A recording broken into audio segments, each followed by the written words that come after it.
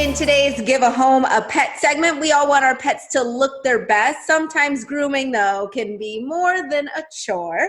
We've got Brittany Roger from the Maryland SPCA joining us now with some tips for keeping your pet looking sharp. And speaking of looking sharp, I saw someone there a second ago, but then they snuck away. There we go. Purred happily. That is very cute, very cute. Oh, and very active. So talk to me a little bit more about grooming, because we know that it's not just for looks, it's actually health benefits. My cats love being brushed with these little rubber, the one with the rubber tips, while my dogs don't want to be brushed at all. So we have these fabulous, and that way the animal feels like they're being petted, and that is healthy not just for cleaning the dirt and potentially germs and odor off of their fur, but it's also healthy for their skin to get in there to the follicles. And what can be kind of tricky for dogs with longer hair or particularly thick hair is when we brush the top of it, it looks like we're done, but if you open the fur and get down to the skin, you'll see some more tangles. So it's important to do a super thorough job, and that prevents issues later, because we don't want the knots to start pulling at the skin. Absolutely. Yeah, you just want to make sure that your pet is staying healthy. Another thing is baths. I know a lot of pets, like kids even, don't like baths, but you need them. So talk about that part of it. Yeah, well, we have a couple different, again, levels of willingness in different pets.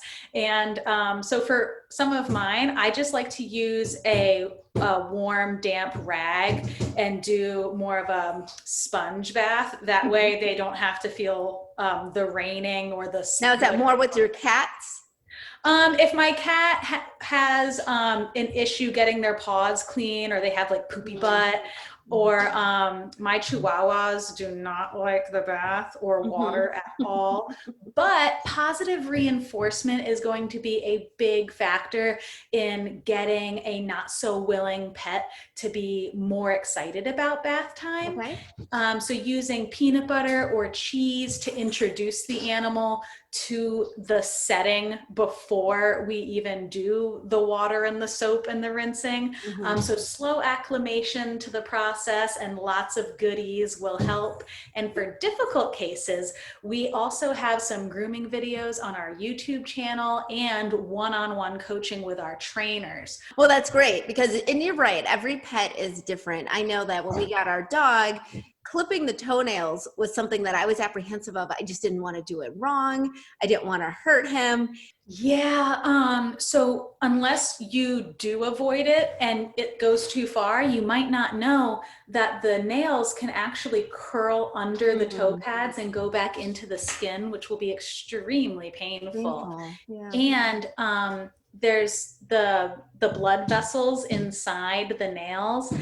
That it's called the quick. It will get longer the longer the animal goes without getting a nail trim, which heightens the anxiety of clipping the quick.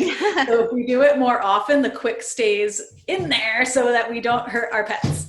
But for cats and some dogs, scratching posts can also come with like a nail file type of texture, so that you can encourage your cat or dog to file their own nails in like a playtime setting, and that will be a lot more enjoyable for everybody. Absolutely. Have them do their own nails. I like that. All right. So if people want to get those tips, what's that website they should go to? mdspca.org, and it will be in our training section. All right, perfect. I love the that was exciting. Brittany Roger, thank you so much for being with us. Always so much helpful tips. Really appreciate that. And we'll be right back with more Midday Maryland right after this. Stay tuned.